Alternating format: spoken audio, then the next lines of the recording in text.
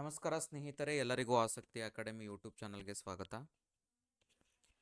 ನಾವು ಈ ವಿಡಿಯೋದಲ್ಲಿ KCET ಸೆಕೆಂಡ್ ರೌಂಡಿನ ಫೈನಲ್ ರಿಸಲ್ಟ್ಸ್ ಹಾಗೆ ನೀಟಿನ ಮೆಡಿಕಲ್ ಸೀಟ್ಸ್ಗಳ ಫಸ್ಟ್ ರೌಂಡಿನ ರಿಸಲ್ಟ್ಸ್ ನಾಳೆ ರಿಲೀಸ್ ಮಾಡ್ತಿದ್ದಾರೆ.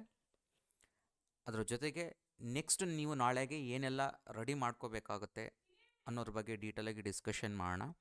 ಅದಕ್ಕೂ ಮೊದಲು ನನ್ನ ಚಾನಲ್ಗೆ ನೀವು ಹೊಸಬರಾಗಿದ್ದರೆ ದಯವಿಟ್ಟು ನನ್ನ ಚಾನಲನ್ನು ಸಬ್ಸ್ಕ್ರೈಬ್ ಮಾಡ್ಕೊಳ್ಳಿ, ಹಾಗೆ ವಿಡಿಯೋನ ಲೈಕ್ ಮಾಡಿ, ಎಲ್ಲರಿಗೂ ಶೇರ್ ಮಾಡಿ. ಸೊ ಈಗ ಫಸ್ಟ್ ರೌಂಡಿನ results NEET especially medical students ಏನು ವೆಯ್ಟ್ ಮಾಡ್ತಿದ್ದೀರಾ, ಸೊ ನಾಳೆ 22ನೇ ತಾರೀಕು ನೀಟ್ ಫಸ್ಟ್ ರೌಂಡಿನ results, final results, mark results ಮುಗಿದಿದೆ ಆಲ್ರೆಡಿ. ಈಗ ನೆಕ್ಸ್ಟ್ ಫಸ್ಟ್ ರೌಂಡಿನ ರಿಸಲ್ಟ್ಸ್ ಕಂಪ್ಲೀಟಾಗಿ ಫೈನಲ್ ರಿಸಲ್ಟ್ಸನ್ನು ರಿಲೀಸ್ ಮಾಡ್ತಾರೆ. ಸೊ ಅದಾದಮೇಲೆ ನೀವು ಮೇಜರಾಗಿ ಚಾಯ್ಸ್ ಎಂಟ್ರಿ ಅಂತ ಬಿಡ್ತಾರೆ. ಸೊ ಆ ಚಾಯ್ಸ್ ಎಂಟ್ರಿಯಲ್ಲಿ 4 ಚಾಯ್ಸಸ್ ಇರುತ್ತೆ. ಸೊ ಆ 4 ಚಾಯ್ಸಸಲ್ಲಿ ನೀವು ಒಂದನ್ನು ಸೆಲೆಕ್ಟ್ ಮಾಡ್ಕೋಬೇಕಾಗತ್ತೆ. ಅದರಲ್ಲಿ ಚಾಯ್ಸ್ 1 ಬಂದು ನಿಮಗೇನು ಅಲಾಟ್ ಆಗಿರುತ್ತೆ ಕಾಲೇಜು, ಆ ಕಾಲೇಜು ನಿಮಗೆ ಓಕೆ ಆಯಿತು, ನನಗಿದೇ ಕಾಲೇಜಲ್ಲಿ ಜಾಯ್ನ್ ಆಗ್ತೀನಿ ಅಂತಂದರೆ, ಸೊ ಆಲ್ಮೋಸ್ಟ್ ಒಂದು 95% ಆಫ್ ದ ಸ್ಟೂಡೆಂಟ್ಸ್ಗಳಿಗೆ ಡೆಫಿನೆಟಾಗಿ ನೀವು ಚಾಯ್ಸ್ 1 ತೊಗೊಳ್ತೀರಾ ಮೆಡಿಕಲ್. ಯಾಕೆ ಅಂತಂದರೆ ಈಗಿನ ಇರುವಂಥ ಪರಿಸ್ಥಿತಿನಲ್ಲಿ ಈಗ ಮೆಡಿಕಲ್ ಸೀಟ್ ಸಿಗುವಂಥದ್ದು ತುಂಬ ಕಷ್ಟ ಇದೆ. ಸೊ ಅದರಲ್ಲಿ ನಿಮಗೆ ಮೆಡಿಕಲ್ ಸೀಟ್ ಸಿಕ್ಕಿದೆ ಅಂತಂದರೆ ಖಂಡಿತವಾಗಿ ತೊಗೊಳ್ತೀರಾ. ಯಾಕಂದರೆ ಈಗಿನ ಸದ್ಯದ ಪರಿಸ್ಥಿತಿ ನೀವು ನೋಡಿದ್ದೀರಾ. Already Karnataka examination authority director ಆದಂತಹ H. ಪ್ರಸನ್ನ ಸರ್ ಅವರು ಬಂದು ನಿಮಗೆ ಎಕ್ಸ್ಪ್ಲೈನ್ ಮಾಡಿದ್ದಾರೆ ಮೊನ್ನೆ. ಸೊ ಆಲ್ಮೋಸ್ಟ್ ಸೀಟ್ಸ್ ಎಲ್ಲ ಫಿಲ್ ಆಗ್ಬಿಟ್ಟು ಎಲ್ಲ ಕಾಲೇಜುಗಳ ಎಲ್ಲ ಸೀಟ್ಸ್ಗಳನ್ನು ಆಲ್ಮೋಸ್ಟ್ ತೊಗೊಬಿಟ್ಟಿದ್ದಾರೆ. ಸೊ ಈಗೇನು ಕಂಪ್ಲೀಟಾಗಿ ಅಲಾಟ್ ಆಗುತ್ತೆ ಫಸ್ಟ್ ರೌಂಡಲ್ಲಿ, ಎಲ್ಲ ಅಡ್ಮಿಷನ್ ಆಗೋದ್ರೆ ಆಲ್ಮೋಸ್ಟ್ ಮೆಡಿಕಲ್ ಸೀಟ್ಸ್ ಎಲ್ಲನೂ ಫಿಲ್ ಆಗೋ ಚಾನ್ಸಸ್ ತುಂಬ ಜಾಸ್ತಿ ಇದೆ ಅನ್ನೋದನ್ನು ಆಲ್ರೆಡಿ ಹೇಳಿದ್ದಾರೆ. ಹಾಗಾಗಿರೋದ್ರಿಂದ ಸ್ವಲ್ಪ ಈಗ ನೀವು ಕೇರ್ಫುಲ್ಲಾಗಿ ಚಾಯ್ಸಸನ್ನು ಸೆಲೆಕ್ಟ್ ಮಾಡ್ಕೋಬೇಕಾಗತ್ತೆ. ಈವನ್ ಇಂಜಿನಿಯರಿಂಗ್ ಸ್ಟೂಡೆಂಟ್ಸು ಸಹ. ನಾನು ಯಾಕೆ ಇದನ್ನು ಇವತ್ತು ಬಂದು ವಿಡಿಯೋ ಮಾಡ್ತಿದ್ದೀನಿ ಅಂತಂದರೆ, ನಾಳೆ ನೀವು ರಿಸಲ್ಟ್ಸ್ ಬಿಟ್ಟಿದ್ದಾದಮೇಲೆ ನೀವು ಏನನ್ನು ರೆಡಿ ಮಾಡ್ಕೋಬೇಕು ಮತ್ತು ನಿಮ್ಮ ಮೈಂಡನ್ನು ಯಾವ ರೀತಿಯಾಗಿ ಫಿಕ್ಸ್ ಮಾಡ್ಕೋಬೇಕು ಅನ್ನೋದ್ರ ಬಗ್ಗೆ ನನ್ನದೊಂದು ಚಿಕ್ಕದಾದ ಒಂದು ಸಲಹೆ, ಮತ್ತು ಏನೆಲ್ಲ ಡಾಕ್ಯುಮೆಂಟ್ಸ್ ಬೇಕು ನೆಕ್ಸ್ಟ್ ಅಡ್ಮಿಷನ್ಗೆ ರೆಡಿ ಮಾಡ್ಕೋಬೇಕು ನೀವು ಅನ್ನೋದ್ರ ಬಗ್ಗೆನೂ ಸಹ ನಾನು ನಿಮಗೆ ಎಕ್ಸ್ಪ್ಲೈನ್ ಮಾಡ್ತೀನಿ ವಿಡಿಯೋದಲ್ಲಿ. ಈಗ ನಿಮ್ಗೆ ಗೊತ್ತಿದೆ ಆಲ್ರೆಡಿ, ಎಸ್ಪೆಷಲಿ ಇಂಜಿನಿಯರಿಂಗ್ ಸ್ಟೂಡೆಂಟ್ಸ್ ಮತ್ತು ಮೆಡಿಕಲ್ ಫಸ್ಟ್ ರೌಂಡ್ ಆಗಿರೋದ್ರಿಂದ ಈಗ ಆಲ್ಮೋಸ್ಟು ಫಸ್ಟ್ ರೌಂಡಲ್ಲಿ ಕೆಲವು ಮೆಡಿಕಲ್ ಸ್ಟೂಡೆಂಟ್ಸು ಸಹ ಇಂಜಿನಿಯರಿಂಗ್ ಕೌನ್ಸಿಲಿಂಗಲ್ಲಿ ಪಾರ್ಟಿಸಿಪೇಟ್ ಮಾಡಿದ್ದಾರೆ. ಅವರು ಕೆಲವೊಂದು ಕಾಲೇಜುಗಳನ್ನು ಹೋಲ್ಡ್ ಮಾಡಿಟ್ಟಿದ್ದಾರೆ. ಸೊ ಈಗ ಸೆಕೆಂಡ್ ರೌಂಡಿಗೆ ಬರೋದ್ರಿಂದ ಆ ಮೆಡಿಕಲ್ ಸ್ಟೂಡೆಂಟ್ಸ್ ಎಲ್ಲ ಈಗ ಮೆಡಿಕಲ್ಗೆ ಹೋಗೋದ್ರಿಂದ ಸೊ ಆಲ್ಮೋಸ್ಟ್ ಇಂಜಿನಿಯರಿಂಗ್ ಸೀಟ್ಸಲ್ಲಿ ಏನಾಗುತ್ತೆ ರಿಲೀಸ್ ಆಗುತ್ತೆ. ಅದು ನಿಮಗೇನು ಈಗ ಆಲ್ರೆಡಿ ವೆಯ್ಟ್ ಮಾಡ್ತಿದ್ದಾರೆ ಕೆಲವರು ಸ್ಟೂಡೆಂಟ್ಸ್ಗಳೆಲ್ಲನೂ ಸ್ವಲ್ಪ ಅಪ್ಗ್ರೇಡ್ ಆಗುವಂಥ ಚಾನ್ಸಸ್ಸು ಡೆಫಿನೆಟಾಗಿ ಇದೆ, 100% ಇದೆ, ಸಿಗುತ್ತೆ. ಒಳ್ಳೆ ಕಾಲೇಜುಗಳು ಸಿಗೋ ಚಾನ್ಸಸ್ ತುಂಬ ಇದೆ. ಅದಾದಮೇಲೆ ಈಗ ನೀವು 3ನೇ ರೌಂಡ್ಗೆ ಹೋಗಬೇಕಾ ಅಂದರೆ ಇಂಜಿನಿಯರಿಂಗ್ ಸ್ಟೂಡೆಂಟ್ಸ್ಗೆ 3ನೇ ರೌಂಡಿಗೆ ಪಾರ್ಟಿಸಿಪೇಟ್ ಮಾಡಬೇಕಂತ ಹೇಳಿದ್ರೆ ಮಾಡಬಹುದು. ಬಟ್ ನನ್ನ ಪ್ರಕಾರವಾಗಿ ಸ್ವಲ್ಪ ಇಲ್ಲೇ ಡಿಸಿಷನ್ನ ತೊಗೊಳ್ಳೋದು ಒಳ್ಳೆಯದು ಅನ್ನೋದು ನನ್ನ ಅಭಿಪ್ರಾಯ. ಇಲ್ಲ ಸರ್ ನಾನು 3rd ರೌಂಡ್ಗೆ ಹೋಗ್ತೀನಿ ಅನ್ನೋಂತಂದರೆ ನೀವು ಹೋಗ್ಬೋದು, ಖಂಡಿತವಾಗಿ ನಿಮ್ಗೆ ಆಪ್ಷನ್ ಇರುತ್ತೆ.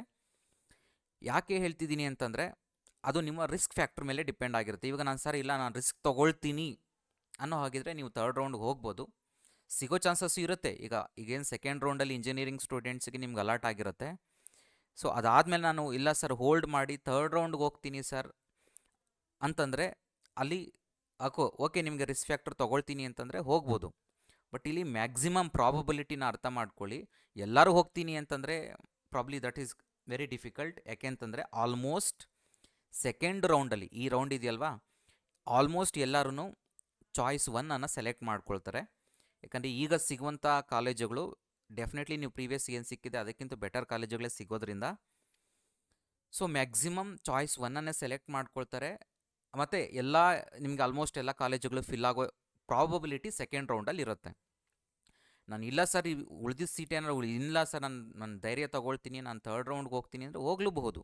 ಯಾಕಂದರೆ ಕೆಲವೊಂದು ಮೆಡಿಕಲ್ ಸ್ಟೂಡೆಂಟ್ಸ್ ಮತ್ತೆ ಅದನ್ನು ಹೋಲ್ಡ್ ಮಾಡಿ ಇಟ್ಕೊಂಡು ಕೆಲವೊಂದು ಕಾಲೇಜುಗಳನ್ನು ನಾನು ಇನ್ನೂ ಆ ಕಾಲೇಜ್ ಮೆಡಿಕಲ್ ಸಿಗುತ್ತಾ ಅಂದ್ಬಿಟ್ಟು ಹೋಗುವಂಥವ್ರು ಇರ್ತಾರೆ. ಆ ಕಾಲೇಜುಗಳು ಮೆಡಿಕಲ್ ಸಿಕ್ಕಿದಾಗ ಈ ಸೀಟುಗಳನ್ನು ಬಿಡೋ ಚಾನ್ಸಸ್ಸು ಇರುತ್ತೆ. ಬಟ್ ಅದಕ್ಕೆ ತುಂಬ ಪ್ರಾಬಬಿಲಿಟಿ ನೋಡೋದಾದರೆ ತುಂಬ ಕಡಿಮೆ ಇರುತ್ತೆ. ನಾನು ನಿಮಗೆ ರೆಕಮೆಂಡ್ ಮಾಡೋದು ಆದಷ್ಟು ಮ್ಯಾಕ್ಸಿಮಮ್ ನಿಮಗೆ ಒಳ್ಳೆಯ ಕಾಲೇಜು ಸಿಕ್ಕಿದೆ ಅಂತ ಅನಿಸಿದ್ರೆ ಅಡ್ಮಿಷನ್ ಆಗಿಬಿಡಿ, ಮತ್ತು ಥರ್ಡ್ ರೌಂಡ್ವರೆಗೂ ವೆಯ್ಟ್ ಮಾಡೋಕ್ಕೆ ಹೋಗಬೇಡಿ ಅನ್ನೋದು ನನ್ನ ಒಪಿನಿಯನು. ಇಲ್ಲ ಸರ್ ವೆಯ್ಟ್ ಮಾಡ್ತೀನಿ ಅಂದರೆ ಖಂಡಿತವಾಗಿ ನಿಮ್ಗೆ ಆಪ್ಷನ್ ಇದೆ, ಸೊ ಇವು ಅದು ಮಾಡ್ಕೋಬೋದಾಗತ್ತೆ. ಆ್ಯಂಡ್ ಮೆಡಿಕಲ್ ಸ್ಟೂಡೆಂಟ್ಸ್ಗಳಿಗೂ ಅಷ್ಟೇ ನಾನು ಹೇಳುವಂಥದ್ದು, ಈಗೇನಾದ್ರು ಮೆಡಿಕಲ್ ಕಾಲೇಜ್ ಅಲಾಟ್ ಆಗಿದ್ದರೆ, ನಿಮ್ಗೆ ಅಲಾಟ್ ಆಗಿಲ್ಲ ಅಂತಂದರೆ ನೋಡಿ ಇನ್ನೂ ಒಂದು ರೌಂಡಲ್ಲಿ ಜೊತೆಗೆ ಸ್ವಲ್ಪ ಮೆಡಿಕಲ್ ನೀವು ಚಾಯ್ಸ್ ಆಪ್ಷನ್ ಎಂಟ್ರಿನ ಕರೆಕ್ಟಾಗಿ ಮಾಡ್ಕೊಂಡಿದ್ದೀರಾ ಅಂದ್ಕೊಂಡಿರ್ತೀನಿ. ಮತ್ತು ಇಲ್ಲಿ ಆಪ್ಷನ್ ಎಂಟ್ರಿ ಇರಬೇಕಾದ್ರೆ ನೀವು ಸ್ವಲ್ಪ ಕಾಲೇಜುಗಳನ್ನು ಜಾಸ್ತಿ ಹಾಕ್ಕೋಬೇಕಾಗಿತ್ತು, ಮೆಡಿಕಲ್ ಕಾಲೇಜುಗಳನ್ನು. ಕೆಲವರು ತುಂಬ ಕಡಿಮೆ ಹಾಕ್ಕೊಂಡಿದ್ದಾರೆ, ರ್ಯಾಂಕ್ ಸ್ವಲ್ಪ ಕಡಿಮೆ ಇದ್ರೂ ಒಂದು 5 ಕಾಲೇಜು 10 ಕಾಲೇಜು ಆ ರೀತಿಯಾಗಿ ಹಾಕ್ಕೋಬಾರ್ದು. ಮ್ಯಾಕ್ಸಿಮಮ್ ಎಷ್ಟು ಕಾಲೇಜುಗಳಿರ್ತವೋ ಅವುಗಳನ್ನು ಹಾಕ್ಕೋಬೇಕಾಗತ್ತೆ. ಬಟ್ ಸ್ಟಿಲ್ ಈಗ ಏನು ನೆಕ್ಸ್ಟ್ ರೌಂಡಿಗೆ ಪಾರ್ಟಿಸಿಪೇಟ್ ಮಾಡ್ತಿದ್ದೀನಿ ಅಂತೀರಾ, ಖಂಡಿತವಾಗಿ ಮಾಡ್ಬೋದಾಗತ್ತೆ. ಚಾಯ್ಸ್ 2 ಚಾಯ್ಸ್ 3 ಸೆಲೆಕ್ಟ್ ಮಾಡಿಕೊಂಡು ನೀವು ಮುಂದಿನ ರೌಂಡಿಗೆ ಹೋಗ್ಬೋದು. ಬಟ್ ಚಾಯ್ಸ್ 1 ಹಾಕಿದ್ದೀರಾ ಅಂತಂದರೆ ನಿಮ್ಮ ಅಡ್ಮಿಷನನ್ನು ಕಂಪ್ಲೀಟಾಗಿ ಮಾಡ್ಕೋಬೋದಾಗತ್ತೆ. ಅಡ್ಮಿಷನ್ ಆಗಬೇಕಾದ್ರೆ ಈಗ ನಿಮ್ಮ ಈಗೇನು ಅಲಾಟ್ ಆಗುತ್ತೆ ಕಾಲೇಜು, ಅದನ್ನು ಮುಗಿಸ್ಕೊಂಡು ಅದನ್ನು ಚಾಯ್ಸ್ 1ಅನ್ನು ಸೆಲೆಕ್ಟ್ ಮಾಡಿಕೊಂಡು ಮುಂದೆ ಹೋದಾಗ ನೀವು ಡಾಕ್ಯುಮೆಂಟ್ಸನ್ನು ಕಾಲೇಜಿಗೆ ಸಬ್ಮಿಟ್ ಮಾಡಬೇಕಾಗತ್ತೆ.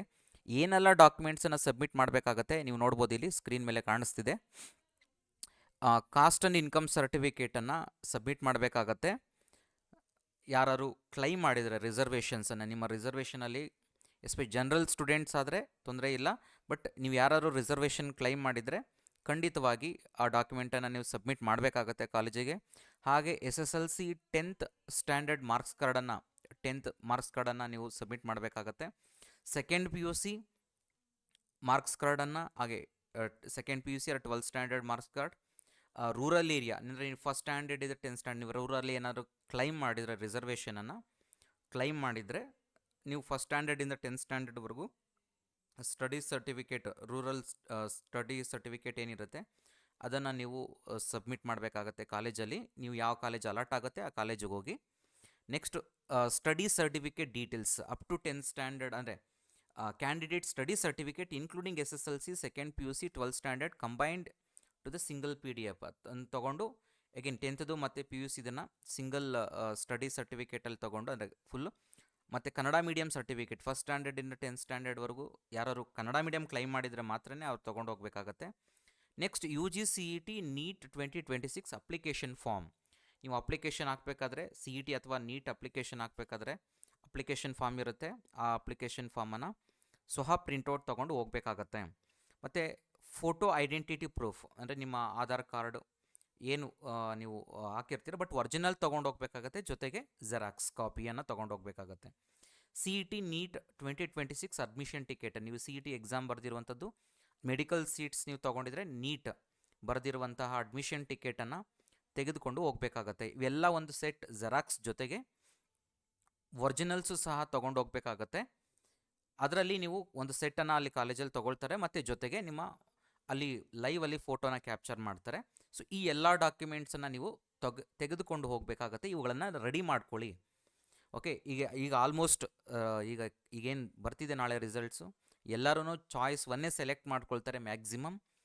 ಓನ್ಲಿ ರೇಷೋ ನಾನು ಹೇಳ್ತಿರೋದನ್ನು ಒಂದು ಸ್ವಲ್ಪ ಕಡಿಮೆ ಪರ್ಸೆಂಟೇಜ್ ಮಾತ್ರನೇ ಥರ್ಡ್ ರೌಂಡ್ಗೆ ಹೋಗೋ ಚಾನ್ಸಸ್ ಇರುತ್ತೆ. ಸೊ ಹಾಗಾಗಿರೋದ್ರಿಂದ ಈ ಡಾಕ್ಯುಮೆಂಟ್ಸನ್ನೇ ನೀವು ರೆಡಿ ಮಾಡ್ಕೊಳ್ಳಿ. ಇವರು ಚಾಯ್ಸ್ 1 ಸೆಲೆಕ್ಟ್ ಮಾಡ್ಕೊಳ್ಳೋರಿಗೆ. ಚಾಯ್ಸ್ 2 ಸೆಲೆಕ್ಟ್ ಮಾಡ್ಕೊಳ್ಳೋರಿಗೆ ಸೊ ನೆಕ್ಸ್ಟ್ ಫರ್ದರ್ ನಿಮಗೆ ಕಾಷನ್ ಡಿಪಾಸಿಟ್ ಅಂತ ಪೇ ಮಾಡಿಸ್ಕೊಳ್ಳೋ ಚಾನ್ಸಸ್ ಇರುತ್ತೆ, ಎಸ್ಪೆಷಲಿ ಮೆಡಿಕಲ್ ಸ್ಟೂಡೆಂಟ್ಸ್ಗಳಿಗೆ. ಸೊ ನಿಮಗೆ ಇನ್ಫಾರ್ಮ್ ಮಾಡ್ತಾರೆ ಕರ್ನಾಟಕ ಎಕ್ಸಾಮಿನೇಷನ್ ಅಥಾರಿಟಿಯಿಂದನೇ ಅಫಿಷಿಯಲ್ ಆಗಿ ಎಷ್ಟನ್ನು ಕಾಷನ್ ಡಿಪಾಸಿಟ್ ಆಗಿ ಪೇ ಮಾಡಿಸ್ಕೊಳ್ತಾರೆ, ಯಾವ ಸ್ಟೂಡೆಂಟ್ಸ್ಗಳಿಗೆ ಕಾಷನ್ ಡಿಪಾಸಿಟನ್ನು. ಯಾಕೆಂದರೆ ಒಂದೊಂದು ವರ್ಷದಲ್ಲಿ ಇದು ಚೇಂಜ್ ಆಗ್ತಾ ಇದೆ. ಮೊದಲ ವರ್ಷಗಳಲ್ಲಿ ಈವನ್ ಇಂಜಿನಿಯರಿಂಗ್ ಸ್ಟೂಡೆಂಟ್ಸ್ಗಳಿಗೂ ಪೇ ಮಾಡಿಸ್ಕೊಳ್ತಿದ್ರು, ಇನ್ನೊಂದು ವರ್ಷ ಮೆಡಿಕಲ್ ಸ್ಟೂಡೆಂಟ್ಸ್ಗೆ ಮಾತ್ರ ಅಂತ ಹೇಳಿದರು.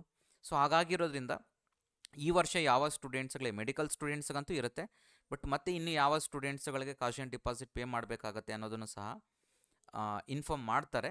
ಸೊ ಬಟ್ ಅದಕ್ಕೆ ಪೇ ಮಾಡಬೇಕಾಗತ್ತೆ. ಚಾಯ್ಸ್ 2 ಮತ್ತು ಚಾಯ್ಸ್ 3ನ ಸೆಲೆಕ್ಟ್ ಮಾಡ್ಕೊಳ್ಳೋ ಸ್ಟೂಡೆಂಟ್ಸ್ಗಳಿಗೆ, ಅಂದರೆ ನೆಕ್ಸ್ಟ್ ರೌಂಡ್ಗೆ ಹೋಗ್ತೀವಿ ಪಾರ್ಟಿಸಿಪೇಟ್ ಮಾಡ್ತೀವಿ ಅನ್ನುವಂಥ ಸ್ಟೂಡೆಂಟ್ಸ್ಗಳಿಗೆ.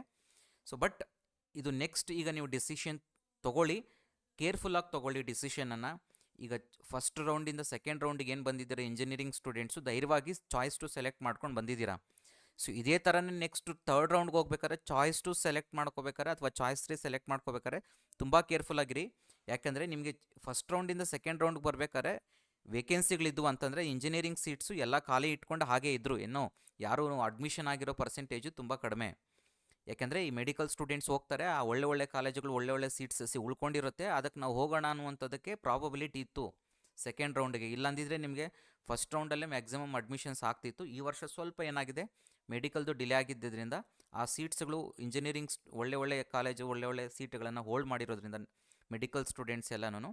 ಸೊ ನಿಮಗೆ ಯಾರ್ಯಾರು ಇದೀರ ವೆಯ್ಟ್ ಮಾಡ್ತಿದ್ರೆ ಅವ್ರಿಗೆ ಸಿಗುವಂಥ ಪ್ರಾಬಬಿಲಿಟಿ ಇದೆ. ಥರ್ಡ್ ರೌಂಡ್ಗೆ ಇದೇ ಪ್ರಾಬಬಿಲಿಟಿನ ಎಕ್ಸ್ಪೆಕ್ಟ್ ಮಾಡೋಕ್ಕೆ ಹೋಗಬೇಡಿ, ಸಿಗಲೂಬಹುದು ಸಿಗದೇನೂ ಹೋಗಬಹುದು. ಹಾಗಾಗಿರೋದ್ರಿಂದ ನೋಡಿ, ನೀವು ಯೋಚನೆ ಮಾಡಿ ಡಿಸಿಷನ್ನ ತೊಗೊಳ್ಳಿ. But get ready with documents. ನೀವೇನು ಚಾಯ್ಸ್ ಸೆಲೆಕ್ಟ್ ಮಾಡ್ಕೊಳ್ತೀರಾ ಆ ಚಾಯ್ಸ್ 1 ಸೆಲೆಕ್ಟ್ ಮಾಡ್ಕೊಂಡು ಈ ಎಲ್ಲ ಡಾಕ್ಯುಮೆಂಟ್ಸನ್ನು ರೆಡಿ ಮಾಡಿ ಇಟ್ಕೋಬೇಕಾಗತ್ತೆ. ರೆಡಿ ಮಾಡಿ ಇಟ್ಕೊಂಡು ನೀವು ಚಾಯ್ಸ್ 1 ಫೀಸ್ ಪೇಮೆಂಟ್ ಮಾಡಿ ನೀವು ಡೈರೆಕ್ಟಾಗಿ ಹೋಗಿ ಕಾಲೇಜಲ್ಲಿ ಅಡ್ಮಿಷನ್ ಆಗಬೇಕಾಗತ್ತೆ. ಹೋಗ್ಬೇಕಾದ್ರೆ ಈ ಡಾಕ್ಯುಮೆಂಟ್ಸನ್ನು ಕ್ಯಾರಿ ಮಾಡಬೇಕಾಗತ್ತೆ. ಓಕೆ, ಸೊ ಇಷ್ಟು ಕಂಪ್ಲೀಟ್ ಇನ್ಫಾರ್ಮೇಷನ್. ಸೊ ನಾಳೆ ಒನ್ಸ್ ಅಗೇನ್ ರಿಸಲ್ಟ್ಸ್ ಬಿಟ್ಟಿದ್ದಾದಮೇಲೆ ಮತ್ತೆ ಬಂದು ಒಂದು ವಿಡಿಯೋ ಮಾಡ್ತೇನೆ. ಸ್ಟಿಲ್ ನಿಮಗಿನ್ನೂ ಏನಾದ್ರು ಡೌಟ್ ಇದ್ದರೆ ಖಂಡಿತವಾಗಿ ಕಾಮೆಂಟ್ ಮಾಡಿ, ಹೆಲ್ಪ್ ಮಾಡ್ತೇನೆ. Thank you all.